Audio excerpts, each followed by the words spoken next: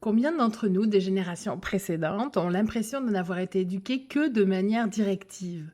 On a gardé en mémoire cette soumission qui nous a laissé peu de place dans notre éducation. On a le sentiment un peu d'avoir subi nos apprentissages. Et si par bonheur, parmi les enseignants qu'on a eus, on a rencontré un enseignant qui avait un univers éducationnel un petit peu à part avec une pédagogie qui nous permettait de nous exprimer, on l'a jamais oublié. Allez, on démêle tout ça. Bienvenue dans le coin pédago, les petits volets pour se rappeler ou découvrir des concepts et des outils qui marchent pour aider les enfants à grandir. Ça n'est pas parce que les méthodes d'éducation ont beaucoup changé depuis nos parents puis nos grands-parents qu'elles sont caduques. Au même titre que tous les autres modes, l'intervention directive, elle est irremplaçable, puis surtout non négligeable.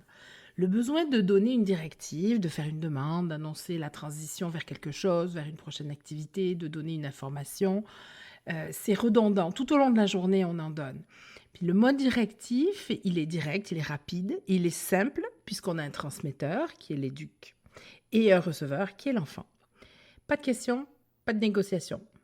Pourtant, quand notre intention est vraiment que l'enfant nous écoute, et quand notre intention est surtout d'avoir un impact, l'intervention directive, elle demande une forme spécifique. Et une forme spécifique qui va nous rendre efficaces. Alors, en premier lieu, l'éduc doit interpeller son auditoire et s'assurer que tous les yeux, les petites oreilles qu'elle souhaite atteindre sont tout ouverts et pointent dans sa direction, que tout le monde l'écoute, que tout le monde la regarde. Le contact visuel est très important. Alors, souvent poussé par le temps, on néglige cette étape. Souvent, on se dit OK, allez, puis on passe directement à l'information ou à la demande qu'on veut faire. Mais il faut quand même ne pas oublier cette étape qui est d'aller chercher l'attention de nos petites oreilles et de nos petits yeux.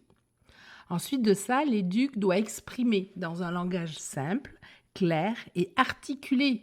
Alors, on est souvent dans le bruit. Alors, l'écoute et la compréhension, ça peut être difficile parce que c'est altéré. Puis des fois, ça en est même polluant tellement il y a du bruit. Mais il faut quand même attirer l'attention des enfants, leur parler de manière simple, claire et articulée. Pas trop de mots, des mots compréhensibles et des mots entendus. En troisième lieu, plus la directive exprimera clairement l'objectif éducatif, plus elle aura d'impact. Alors je m'explique, les enfants, ils sont toujours plus réceptifs si on leur dit « Les enfants, on va ranger notre jeu pour pouvoir le retrouver lorsqu'on aura envie de jouer avec ». Ça, ils vont être plus réceptifs à ça que si on leur disait « Les enfants, il est temps de ranger ». Là, il n'y a pas d'objectif. L'objectif, quand on le nomme, et là on vient de le nommer en disant que la prochaine fois on va pouvoir le retrouver, quand on le nomme, il va créer facilement une motivation chez l'enfant. Et enfin, dernier point de l'intervention directive, c'est de s'impliquer personnellement dans cette intervention parce que c'est comme ça qu'on va avoir un impact. Les enfants, j'aimerais beaucoup que nous puissions ranger notre jeu pour pouvoir le retrouver et jouer encore ensemble la prochaine fois. J'aimerais faire une petite parenthèse d'ailleurs parce que lorsqu'on demande aux enfants de s'entraider pour n'importe quelle activité, n'importe quelle chose, on déclenche un processus de solidarité dans le groupe. Mais ça ne nous exclut pas, ça n'exclut pas l'éduc, ce qui veut dire qu'il faut qu'on participe. Si on veut faire partie du groupe, il faut qu'on participe. Parce que si les enfants sont seuls à ranger, que l'éduc ne les aide pas, elle peut les aider juste en tenant le panier pour ranger le jouet ou les modules ou les blocs, mais elle se solidarise du groupe. Donc c'est vraiment important que l'éduc aille prendre son rôle puis aille travailler avec l'équipe pour pouvoir ranger les jouets. Alors pour résumer, je dirais que l'intervention autoritaire ou directive, c'est une base informative pour l'enfant. Elle est un déclencheur d'intervention plus démocratique qu'on verra par la suite et elle va transformer l'information en apprentissage. Si je reprends mon exemple par exemple, j'ai commencé par dire aux enfants qu'il était important de ranger pour retrouver notre jeu intact quand sera le moment le revenu pour le ressortir. La fois prochaine, en reprenant le jeu, je peux faire remarquer au groupe que nous sommes bien heureux de pouvoir retrouver un jeu qu'on a bien rangé la dernière fois et qui va nous permettre de jouer plus rapidement et d'avoir toutes les pièces et tous les éléments pour pouvoir jouer. Puis à la fin du jeu, je peux demander aux enfants quelle est la prochaine étape.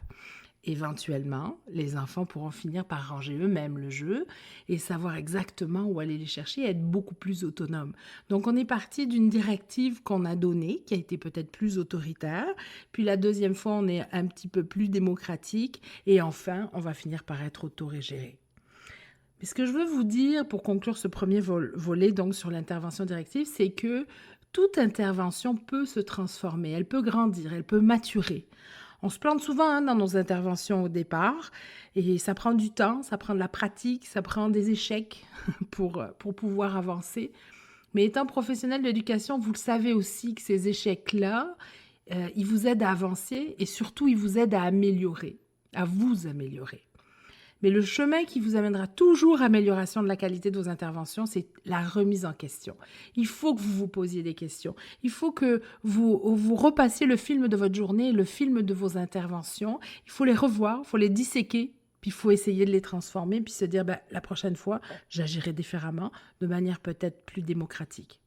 Mais surtout, s'il y a des questions sur lesquelles vous ne trouvez pas les réponses, s'il y a des situations sur lesquelles vous n'avez pas les solutions, n'hésitez pas à me consulter, à aller chercher des ressources. Je me ferai un plaisir de vous aider et de trouver les bonnes ressources pour vous. Au plaisir de vous retrouver.